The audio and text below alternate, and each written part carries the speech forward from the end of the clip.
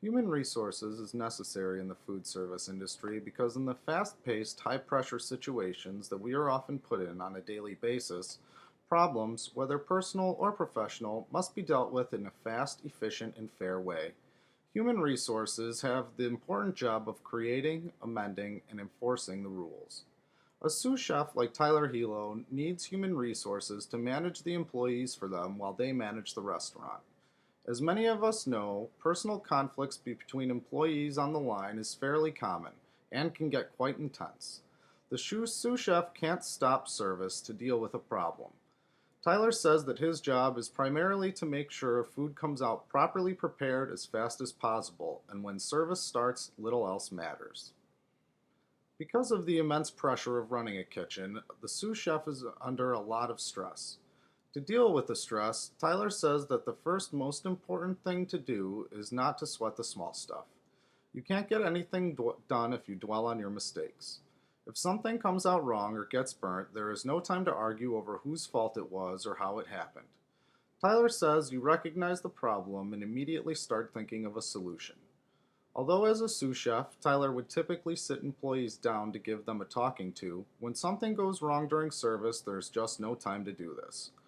Stress is still unavoidable, and Tyler says that he deals with it by immersing himself in his work. You don't get to be the sous chef by being the guy who leaves early and never works special offense. Tyler says he got to where he is today by busting his ass every single day. If the dishwashers got backed up, he would stay all night to help them get it finished. If they needed someone to work Christmas Day Eve, he would be the first one to volunteer. In one instance, Tyler recalls that after working a full day of breakfast, lunch, and dinner, that an employee got sick who was supposed to work breakfast the next day. Tyler volunteered, of course, but then had to work lunch and dinner during that same day, and then following a weekend-long special event where he was working 6 a.m. until midnight Saturday and Sunday. He estimates he got 8 hours of sleep during those course of those 4 days. By the end, he was too tired to feel stressed out. When making a decision as a sous chef, Tyler says that the important thing isn't necessarily that you make the right or wrong decision, but that you make one at all. Here, Tyler emphasized speed once more and said that during service that you have to be quick and decisive. However, he told me that there are some decisions that are not to be taken lightly. When developing a new dish for the menu or evaluating a prospective employee, you must not rush it. Especially when hiring a new employee, Tyler explains that during the trial period, a prospective employee is always going to be working really hard to try to prove themselves and get the job. But you have to look for the small signs that tell you if they will work out in the long run. Seeing how late in the day they take their break, or if they are on their cell phones, are good tells, he told me. It is something you will gain a feel for after a few times, he says. Employee turnover in our industry is unavoidable, so plan on evaluating new employees often. When interviewing applicants or having them stage, Tyler says he likes to ask them about braising. He finds that if you know how to braise something, you have the basic knowledge of a kitchen to be considered, but if you don't, for him it's an automatic elimination. One of the most difficult challenges of his job is finding good employees, Tyler told me.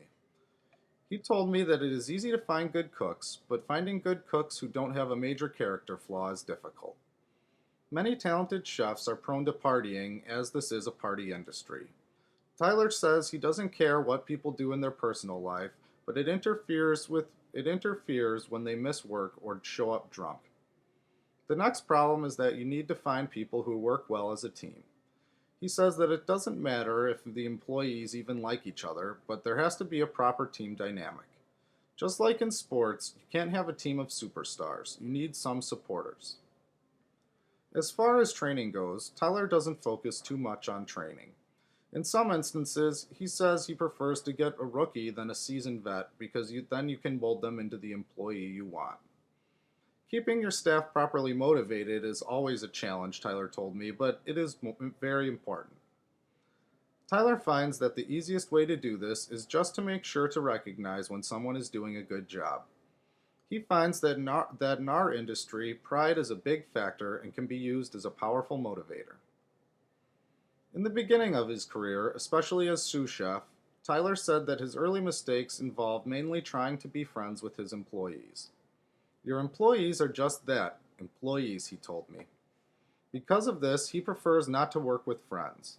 If someone is sucking it up during service and they're your friend, you have to look past the friendship and get them out of there. Also, being too nice allows some employees to walk all over you. Tyler said he had this problem with allowing employees to show up late to work. Eventually, it became so excessive that he had to implement a rule to stop it. The difference between how Tyler viewed the industry in the beginning of his career and how he views it currently haven't changed too much, he told me.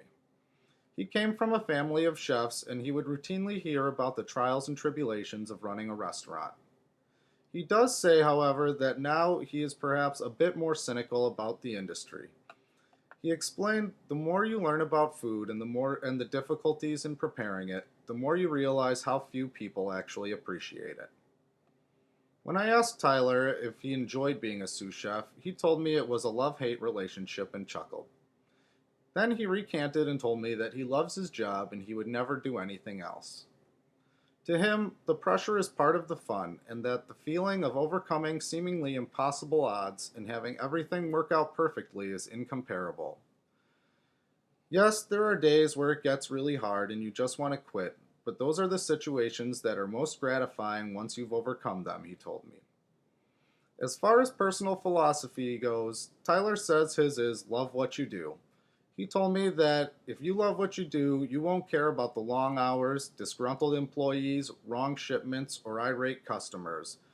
He loves the industry, the environment, and the prestige that come with his job. Thank you.